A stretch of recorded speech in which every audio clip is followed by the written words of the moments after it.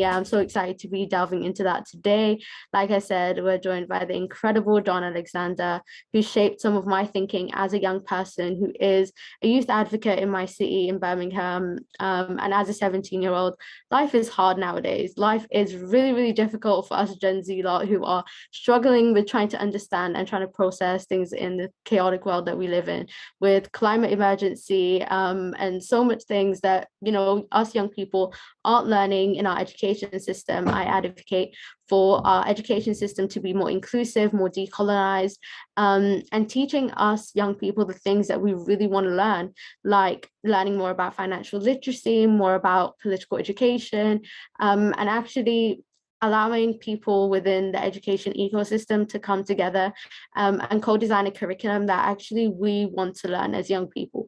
And my role as a youth advocate in my city is to make sure that our voices as young people is heard within policymaking, within governance, and I've been able to do this as a youth MP, but also beyond that, work within loads of different organizations such as Bite Back 2030, which aims to halve childhood obesity rates by 2030 and ensure that people, no matter where they live, get access to healthy and nutritious food.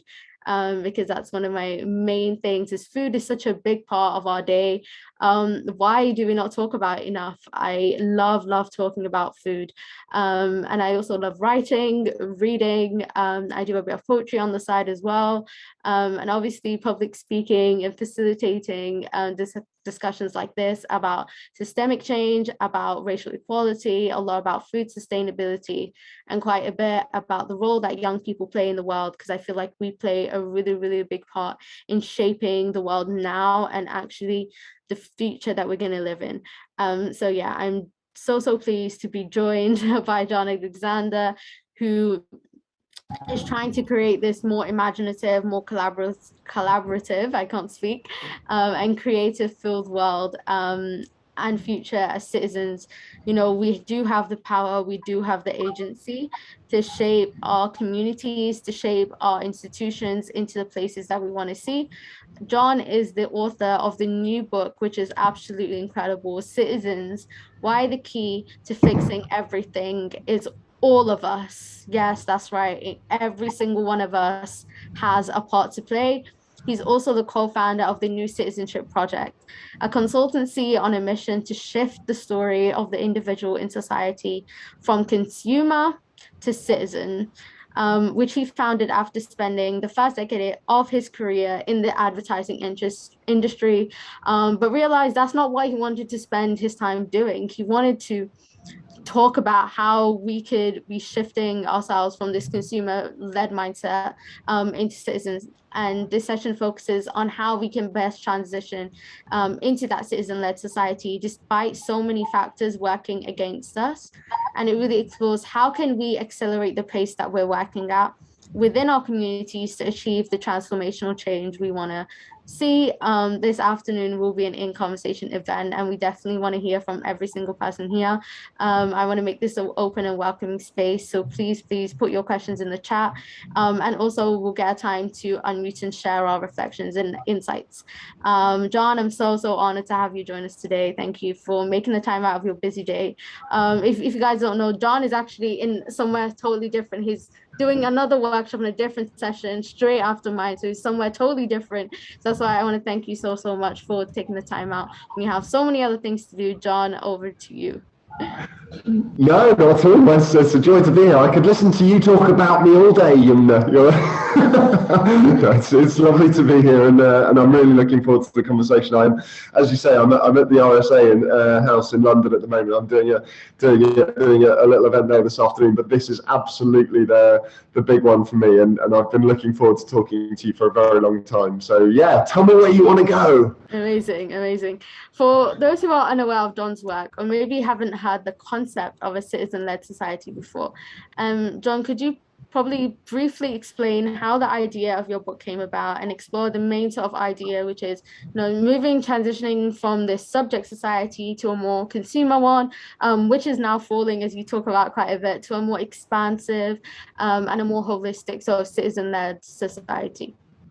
Sure. Yeah. I mean, what I might do is just tell folks about the day when I decided that I actually sort of had to write the book, as opposed to sort of doing a bit of writing and a bit of faffing and going back to do a bit of consultancy.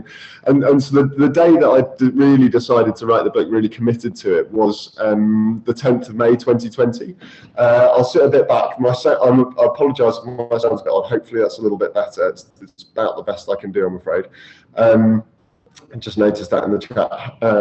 But yeah, so 10th of May 2020, and that was the day, if you remember, that the message changed in the pandemic from stay home to stay alert. And the reason this was such a big day for me was because I saw these stories, these ideas I've been working with for years, and had seen as a kind of gradual progression just come to life in an absolute instant.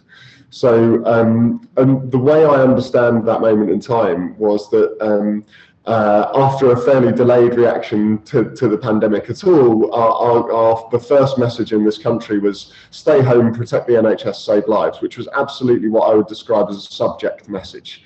And the way I described and it tapped into this idea of the right role for the individual in society is to keep our heads down, do as we're told, get what we're given, on the basis that the God-given few who run society know best and will lead us to the best outcomes for society as a whole. And that, like, the bargain of the subject story is essentially protection in return for obedience. And that I think was tapping into a story that's been there in human history for a very long time. The historic range of the book is almost as ambitious as the subtitle. Why the key to fixing everything is all of us, and I go back to King Sargon of Akkad in 2300 BC and beyond to detect the sort of roots of the citizen identity in phrases like campfire democracy that are gaining traction in the archaeology literature and so on. But so this subject story, although as we'll come on to talk about a bit more, I deeply believe and have found increasing body of evidence that we are what I would call citizens by nature.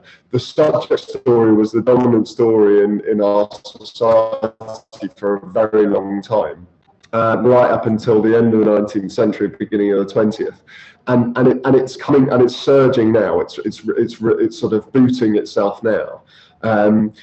Because we live in these chaotic times, and in those times, the offer of protection in return for obedience it can be an appealing one. And so in that moment in time, back in May 2020 and March, April, May, we had that sort of frame in our society. COVID was this invisible mugger that we needed protection from. And yet that's not actually what was going on, right? Like, we weren't just doing as we were told. We were sort of adhering to rules, and we sort of were embracing those. But more importantly, we were getting stuck in and we were doing it. We were actually being citizens. So if you think about that, if you remember back to that moment in time, the mutual aid groups, the street WhatsApp groups, and I know how many of the movements across transition sort of really raised to another level in that time. We saw the number of people who agreed that Britain is a place where people look out for each other treble from 20% to above 60% in that period of time. And I particularly remember the moment when they launched the NHS First Responder Scheme, and they designed it for 250,000 people to sign up in 3 weeks, and 750,000 signed up in 48 hours and crashed it. And we were doing it, and that's the citizen story. That's the deep truth of ourselves that comes through whenever crisis hits, and offers to sort of take place and take shape and take over, but often gets squished and crushed. And that day of May the 10th, was a perfect example of that story being crushed. Because what could have happened in that moment, I believe, was that the story could have shifted from stay home, protect the NHS life, to let's do this together. We could have tapped into the energy and the ideas and the passion that was swelling all over the country, and the care for one another that was there and manifest.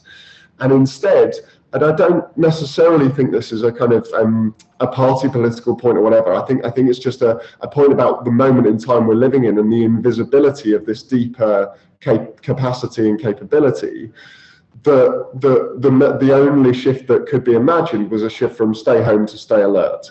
And stay alert is an expression of what I would call the consumer story. It's a message that says individual responsibility. Look out for number one. Your job is to care about your own context and look after yourself. And if other people don't do that, then their troubles are their own problem. And that I think, like I say, so in this broad historical shift. The way I've seen this for 7 or 8 years was this idea that we'd gone in the 20th century, we'd gone from subject to consumer. The subject story had been dominant, and then under the weight of its own contradictions, and through the rise of the middle class and after the Industrial Revolution, that fell apart. And out of the 2 world wars, we created the consumer story more or less consciously. And from what came before, it was this liberating shift, this golden dream. But now what's happening, I think, is that as you say, that story, just like the subject story before, and at the same sort of scale of societal impact and moment, is falling apart as well.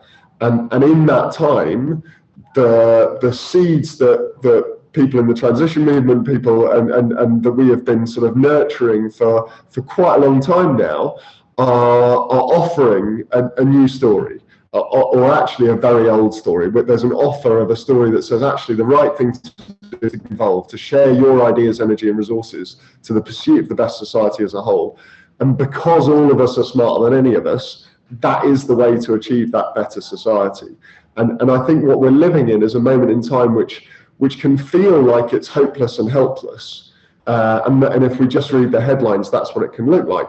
But actually, there's so much, and so much of it is expressed in this 10-day festival. But what I guess what I'm trying to do with the book and with the ideas is kind of name that and make it whole in a way that allows people in positions of power, particularly, to see it and open up to it and step into it in a way that is absolutely essential in this moment in time. So yeah, that's the sort of broad picture: subject, consumer, citizen. Three stories of the individual in society. One a much deeper truth than the others, but one that's been quietened for a long time and badly needs to come through now. Yeah, no, I definitely agree with that. I find that story is the natural sort of ultimate operative for the brain, and people live their lives in 2 ways: either as a result of the story that has been repeated to them, or so they're the byproducts of the story that's been told to them, or they live their lives as a result of the story they believe about themselves. And that sort of takes away from people's perceptions about them. And so, yeah, I just find stories are the one way of either bringing someone closer in to your movement, or to your, to the vision that you're trying to get to, or pulling someone away from it. And so why do you think we've been sort of stuck in the consumer mindset story? And actually, most importantly, how has that affected sort of the collective vision that we have in today's society? Yeah. I mean, you mentioned in your lovely introduction to me that I spent the first decade of my career working in the advertising industry, and I think that's sort of a really for all that it was quite a painful place to be as I started to do this thinking, and for all that in many ways I would love to have not spent 10 years of my life working in that world. Now I feel like it gave me a really clear understanding of what the challenge is that we're facing. And sometimes the way I express this, my first boss described my job to me. He said, what you've got to remember is that the average consumer sees something like 3,000 commercial messages a day. And this was back in 2003, right? And the latest estimates go anything up to 10,000 commercial messages a day. And the way on my job was described to me was your task is to cut through that and make yours the best. And so for a while I was kind of good with that, but then I started to think, like, really, what are we doing to ourselves when that's the story we surround ourselves with, when essentially we're telling ourselves we're consumers 3,000 odd times a day. And then when we realize that story is not just perpetuated through the medium of advertising, but manifests in things like the Consumer Confidence Index as a measure of success of society, manifests also often in how organizations like governments treat us. Like when I would argue today what we live in is what I would call a consumer democracy, where our role is limited to choosing between fixed sets of options every few years, and we're encouraged to make those choices on the basis of our individual self-interest, rather than a democracy of citizens where we're involved on an ongoing basis on shaping what the choices are, not just making the choice between them. And I think just to make that really real, like I get your question, like why is it so hard, but how can we break out of it? I think it's so hard because it's so pervasive, and particularly because actually when we first sort of constructed a society around it in the aftermath of the two world wars, like it had real appeal. I sometimes, like in the book, I talk about talking to my mum about her family's first washing machine, which was called a Hot Point Liberator, and deserved its name. And so we get stuck in these stories because they have appeal at a time, because they offer something better for a while, and then we get trapped in their dynamics.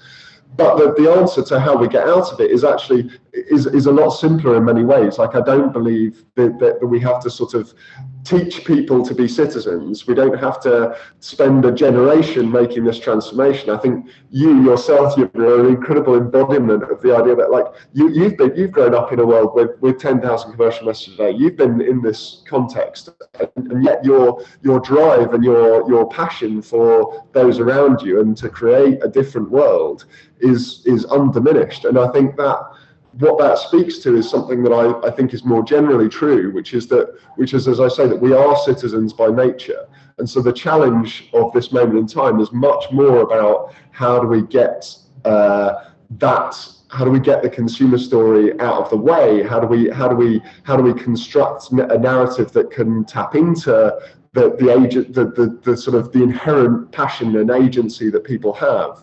And when we can unleash it, it will happen really quickly, rather than like how do we design and build and sort of change people. It's like people are this by nature. We just have to get the story out of their way.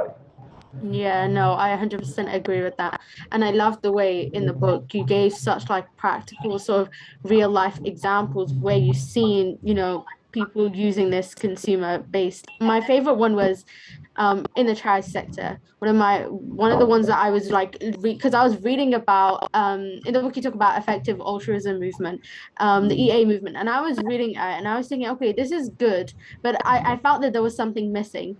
And I reread the start of your book where you talked about it, and you were talking about, okay, it sort of, the EA movement, if you don't know, basically promotes efficiency in philanthropy, sort of funding, and there seems to be sort of a hyper focus on data. It's very transactional based, and it kind of negates the emotional and sort of the ethical side of giving and receiving, and not taking into account sort of the context of, when you're giving to causes, for example.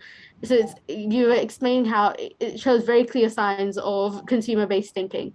So I was thinking, how can we in community activist spaces find practical ways of embedding citizen-led thinking into our everyday practice, sort of in our community centers, in our schools, which I feel like is a really big part of it. As a student, I always think about, okay, how can I sort of translate this to young people? How can I talk about this stuff to my friends so that it's not a language that, that they don't know. They're like, I don't want to push people away from the idea. And so it's this type of citizen-led thinking. This is not something that you would get taught in school. It's not really encouraged, because we see our traditional schooling system is very individualistic, very standardized.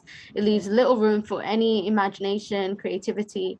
So how do you sort of see this panning out? And I would love to also explore, the idea about consumer-based democracy. I feel like that's really, really interesting. Well, look, maybe what I'll do, I'll share the story from the book with people that really like made the hairs on the back of my neck stand on end. The one that made me think like this is it, because I think there's a lot we can take from it for all these sorts of contexts that you're talking about. And that story is what's happened in Taiwan over the last decade. And because where the story starts back in 2012, sorry, I'm just being interrupted. I'm booked in here. Yeah, sorry. I've been slightly being. I'm back in the zone. Sorry.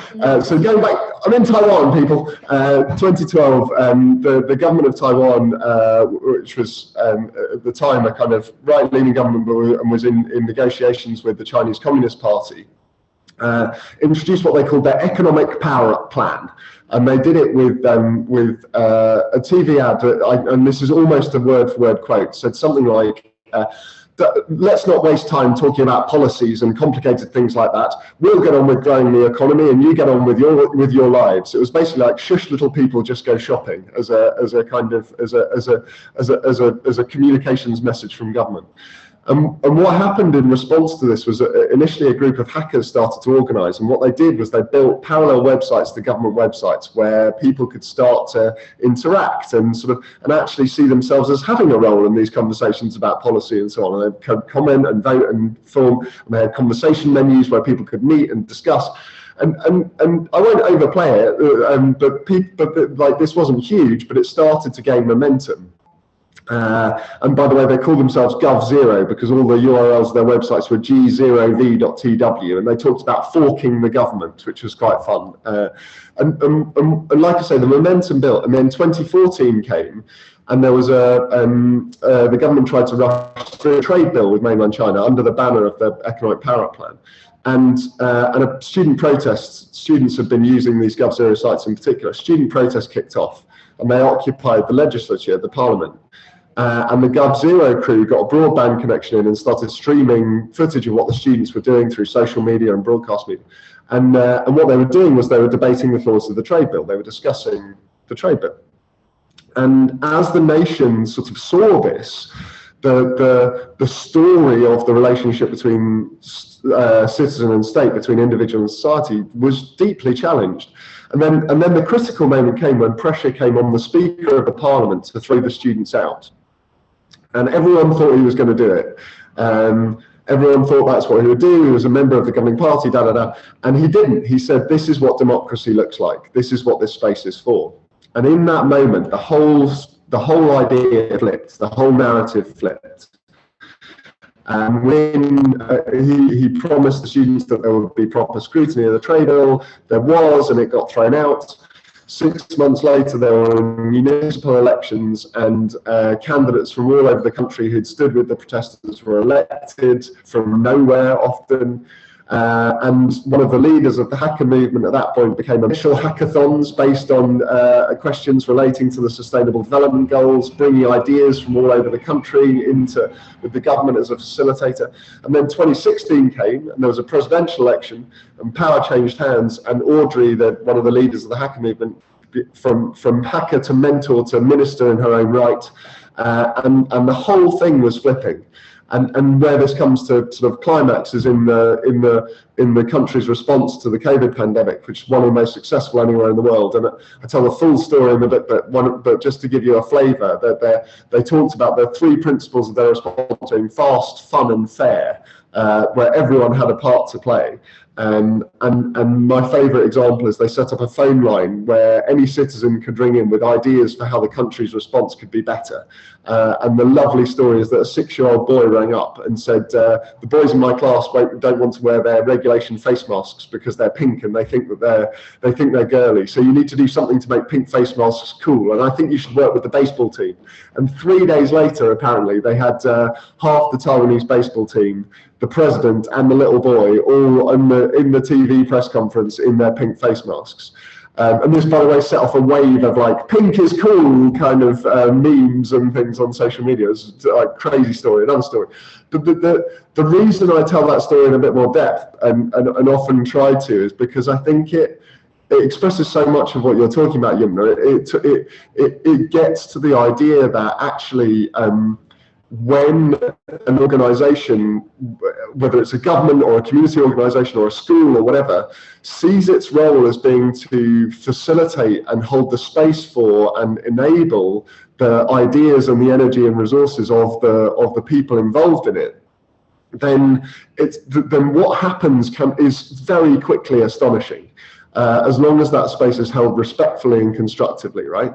And I think the joy of that idea then helps us to see both what we can do, which I think is, and look, I want to be really clear. I believe that we are citizens by nature, and I believe that people all over the country and indeed the world are doing this stuff already. I believe transition is an expression of this. This isn't a book that's about like, you need to do more, you need to be. I believe we are doing it. More than that, it's about saying, challenging the organizations and institutions of our society to say, see people in this way. Like, use the processes and the structures and the tools that are now available, the citizens' assemblies, the open source democracy apps, the phone lines, and if you do, and bring people in. And I think that's true for, I will be saying it next week, in a couple of weeks actually, to a conference of headmasters, and I'll say it this afternoon to the RSA. And really the point comes back to what the sort of starting point, I think, is a mindset shift that comes, and the way Audrey, the hacker turned mentor turned minister, expressed it to me when I interviewed her a few times, and the way she expressed, I said to her at one point, the people of Taiwan must really trust the government for you to be able to do this.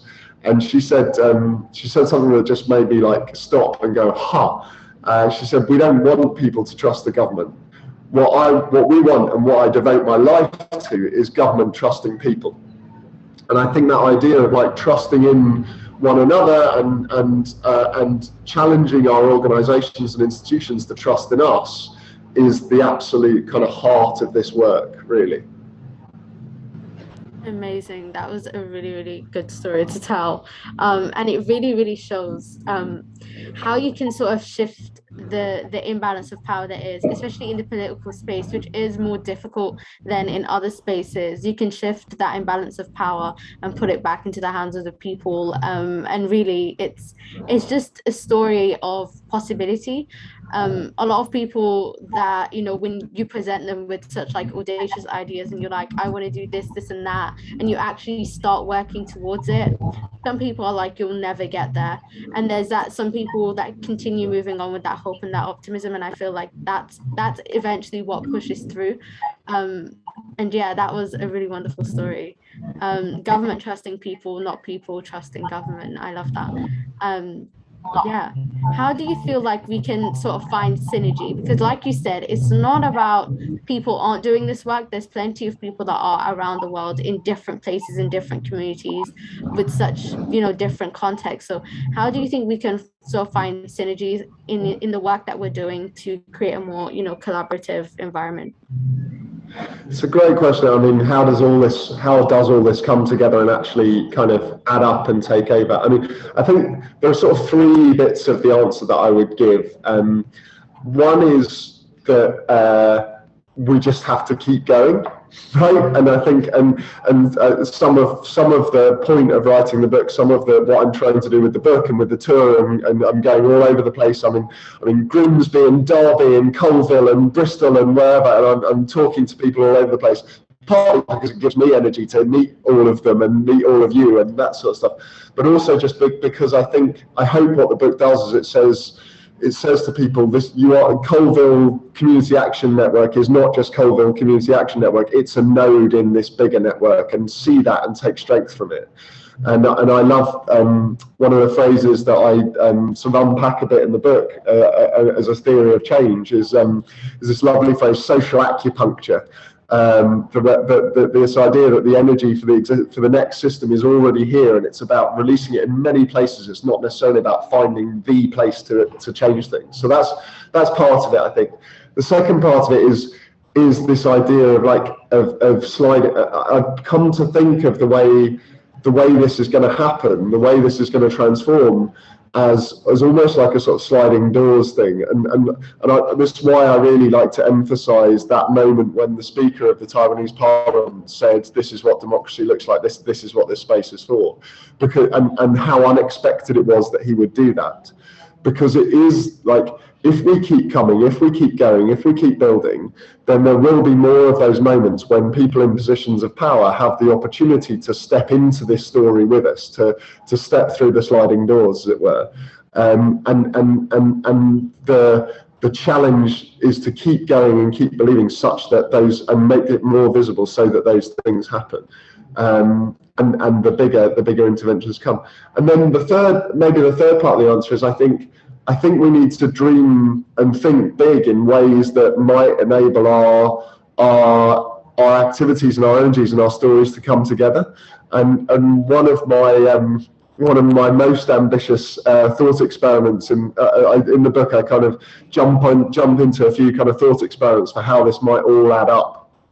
And one of my most ambitious is like, what would it look like if we were to crowdsource, if organisations like Oxfam and Amnesty were actually to come together and work with us and to facilitate a crowdsourced renewal, not reinvention, a renewal of the Universal Declaration of Human Rights. Imagine if those organisations were actually to hold the space for us to rewrite that as a constitution of humanity and own it. I think that sort of thing that could genuinely be a global conversation. And I think now we have the tools and we know the processes that could structure it and make it happen. We have open idea generation platforms. We have global conversation platforms. We have the global assembly. We know how to do a global citizens assembly to refine that. Like, we could genuinely do that, and that might be a kind of. So maybe there's a role for a kind of grand meta project to bring all this together. That's a big thing, but something like that might be what we need. But at the same time, I wouldn't want to say that's the answer, because I think the social acupuncture thing, the day-to-day working, the keeping going is a huge part of it as well.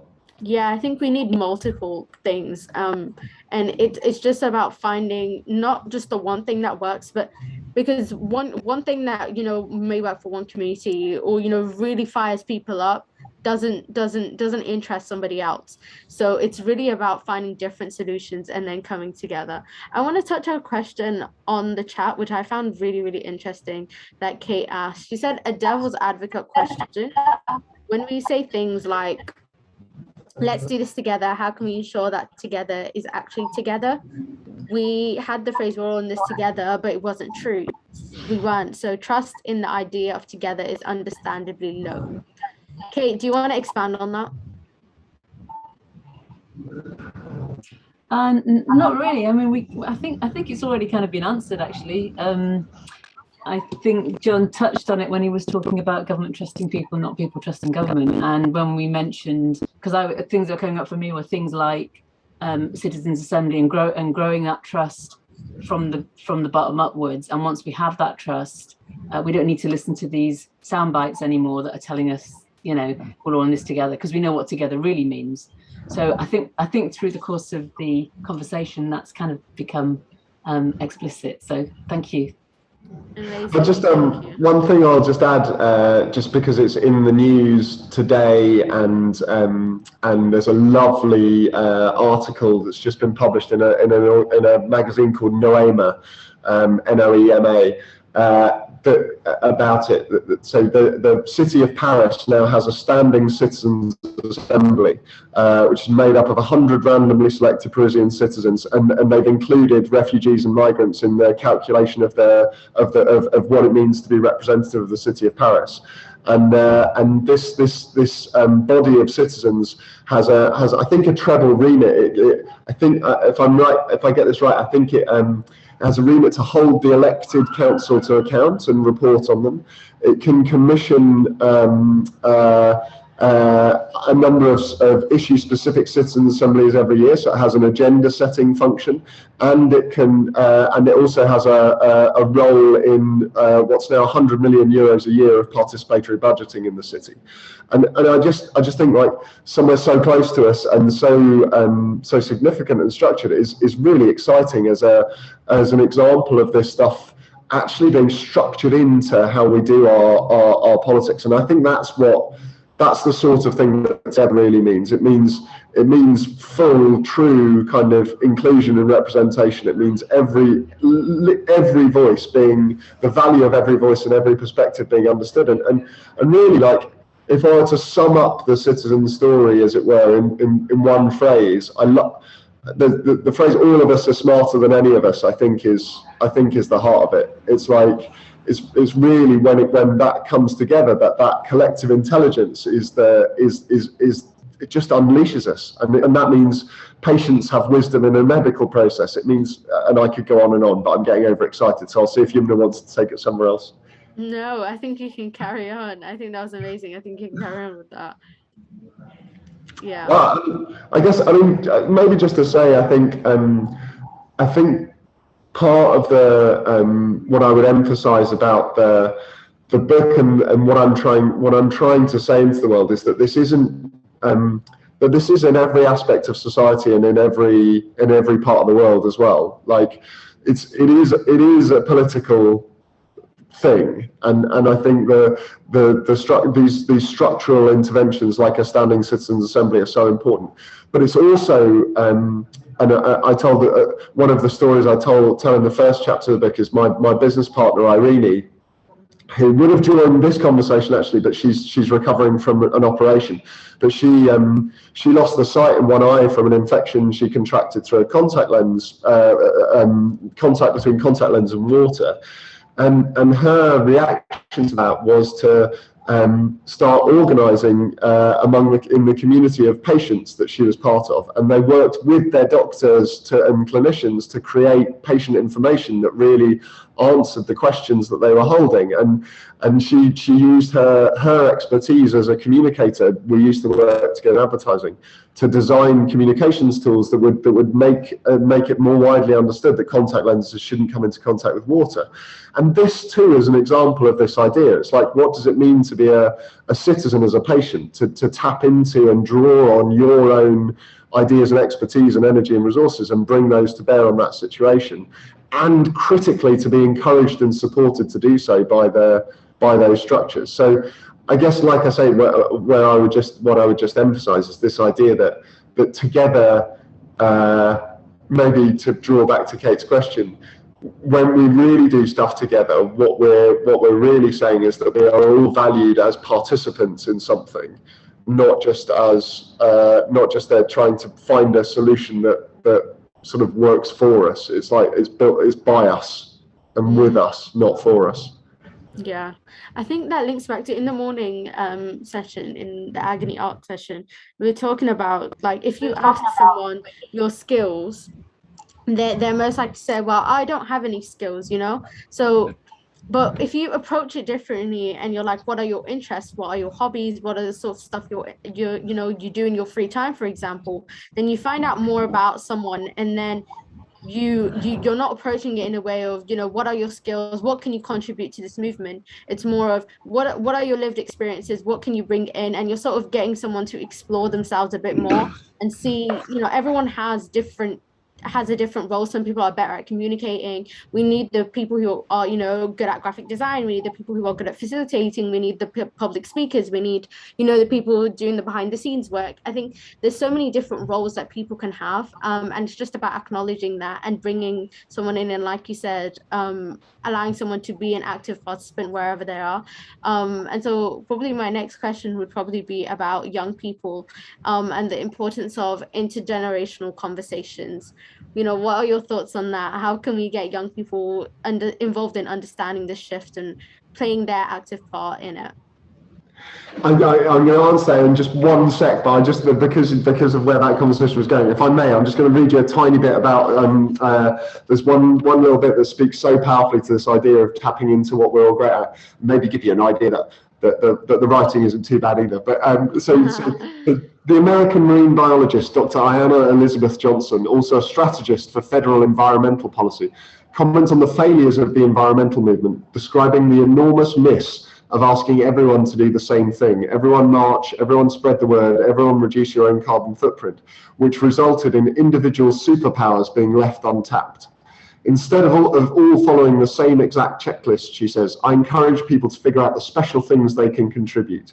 One way to do that is to draw a climate action Venn diagram with 3 circles. One circle is, what are you good at? The next is, what part of the climate problem do you want to help solve? And the third is, what brings you joy? And then figure out how you can work at the epicenter of that Venn diagram for as many minutes of your life as you can.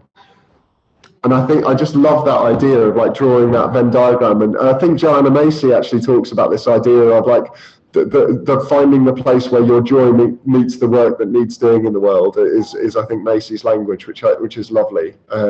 So yeah, intergenerational conversations, young people. I mean, look, this is the absolute heart of this, I think, and I think you mentioned in your introduction as well, like Gen Z have I think it's a really it's a very difficult time in many ways, and yet also a very exciting time. And I think the way I think about Gen Z, it's almost like, so technically, Yumna, you're not going to believe this, but technically I am a millennial.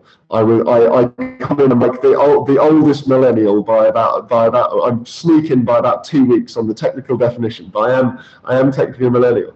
And I think my generation, if I adopt that, we're probably the last generation that could sort of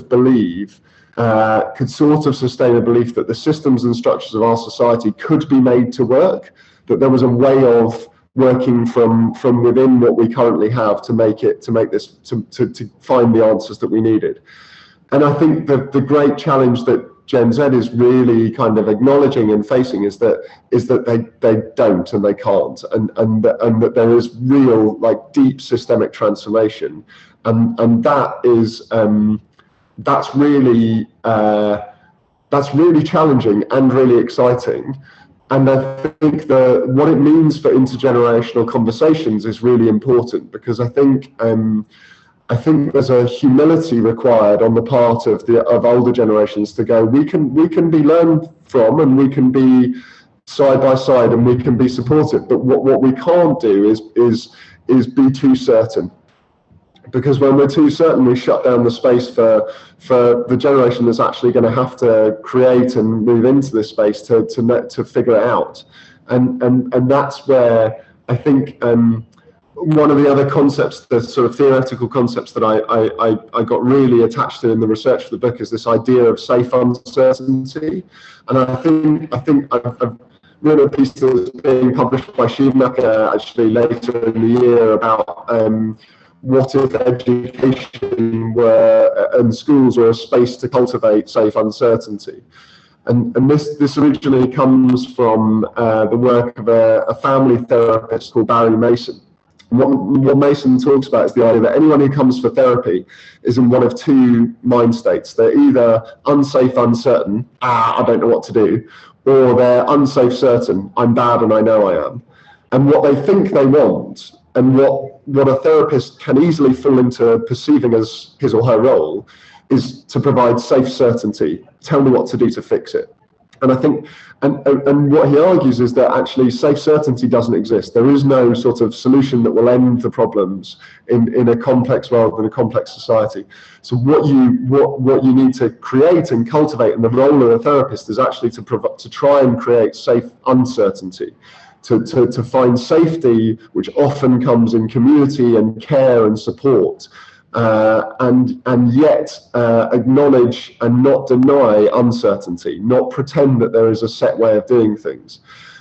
I think that as an approach to what we need in our education system and what we need in these intergenerational conversations, I think is really powerful. It's like, don't pretend that there is an answer, that there is a set way of doing things, that these patterns are the only patterns. Hold the space, provide the support, encourage the finding of community, but also encourage the kind of exploration and experimentation and imagination that is essential to find a different way of doing things. So that long answer again, I apologize, but that's kind of where I would take it. Thank you. No, I think I definitely agree with that. And I feel like the more conversations that people start to have, the more people just keep on going, like you were talking about. I think it just requires more people to do it for it to then become, you know, a normal. Alexandra asked a really good question in the chat. Would you want to read it out, Alexandra? Is that okay with you? Well, what's the question?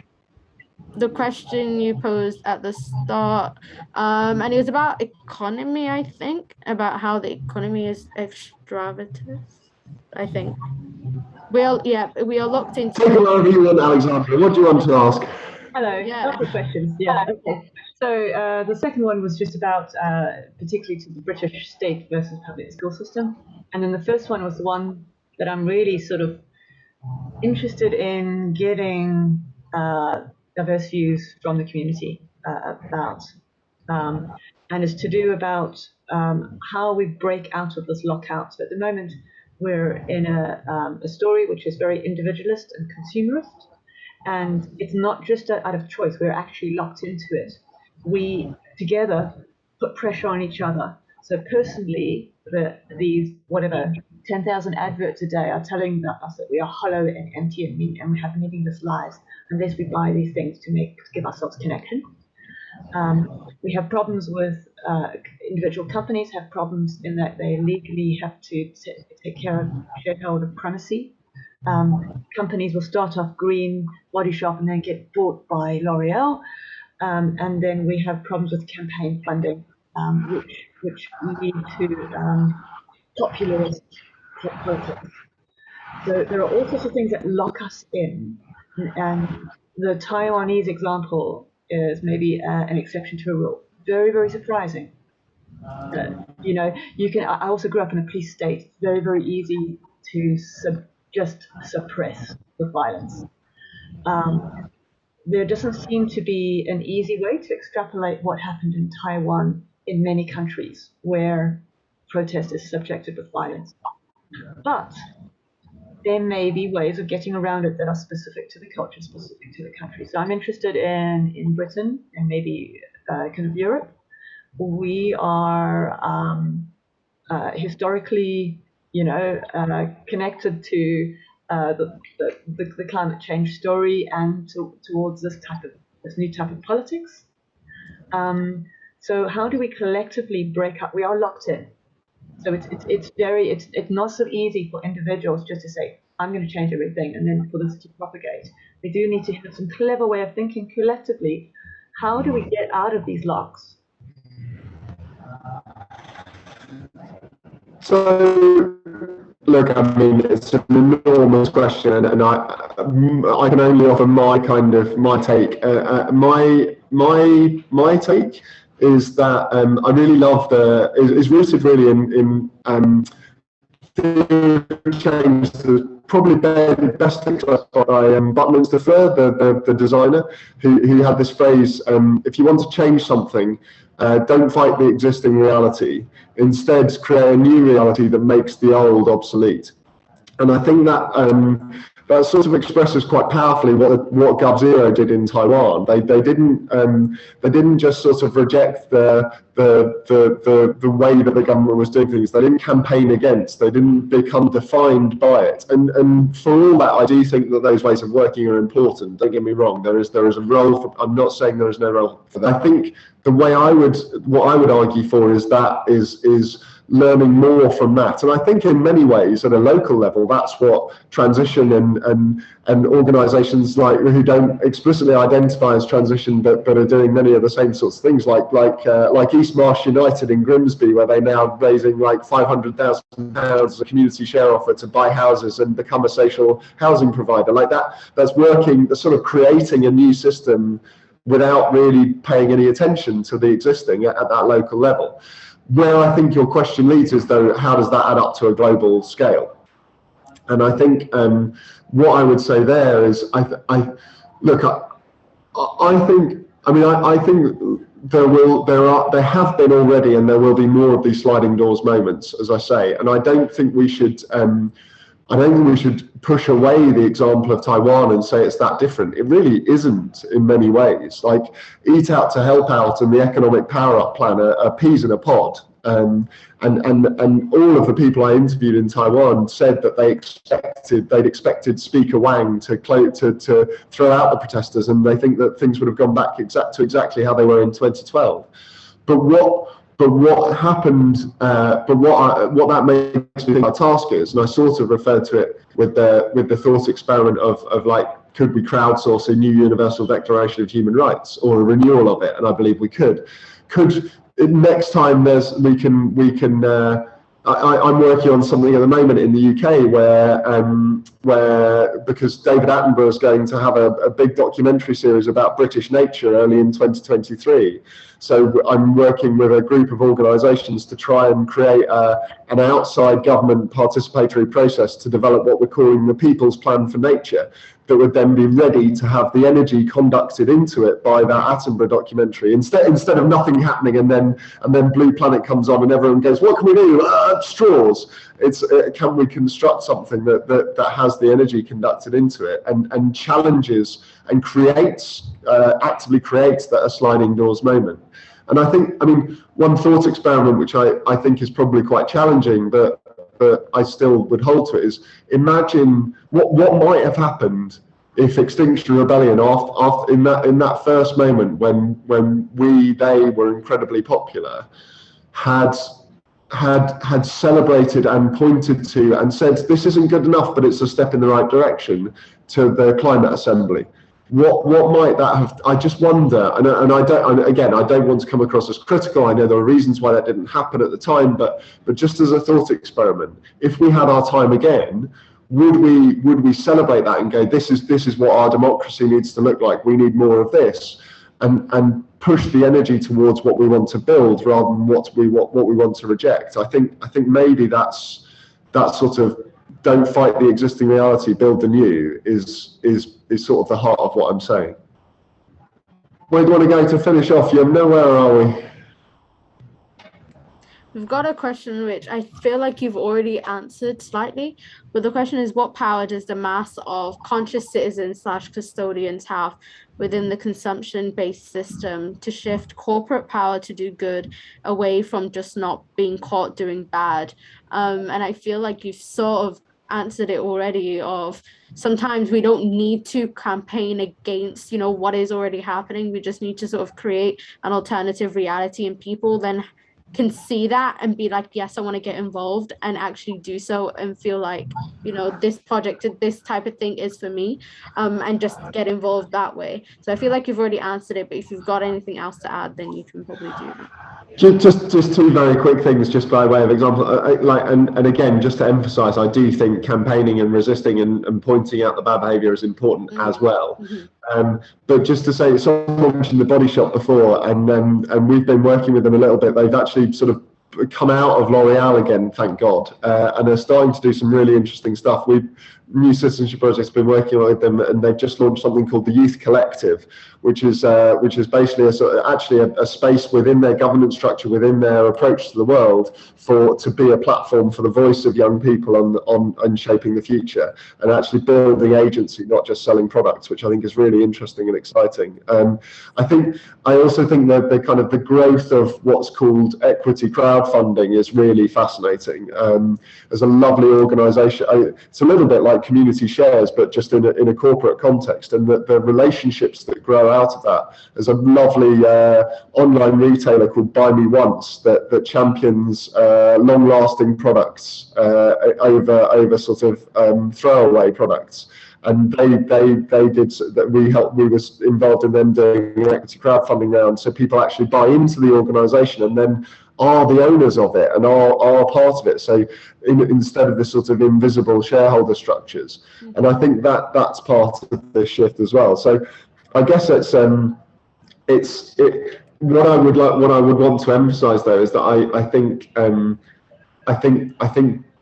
I don't think the act of consumption is the core focus of our power. I think for a long time, I think that story sort of shushes us a bit and turns us back into individuals. The narrative that like what you can do to help save the world is to turn your washing machine down, take one fewer flight, eat less meat. All those things matter and they're good to do, but really our power comes from finding each other and creating together, rather than from, yes, we need to reduce our individual impact, but what we individual negative impact, what we really need to do is increase our positive collective impact. 100%, and I think that's a really, really good way of ending off. And yeah, I don't think it should be about the individual making changes when maybe in their own capacity they don't have the capacity to do so, but creating more of that positive collective mindset and that collective action, I think, is really, really important. This is such a really good conversation. Thank you everyone for joining. Thank you everyone for participating. I feel like you guys asked such good questions. So yeah, thank you for coming. Thank you to Jon. Thank you so much. This has been an absolute pleasure speaking to you. It's amazing what you're doing. Keep doing what you're doing. I want to thank the National Lottery for their support, to the whole Transition Together team. Thank you, Maria, and everyone at Transition Network.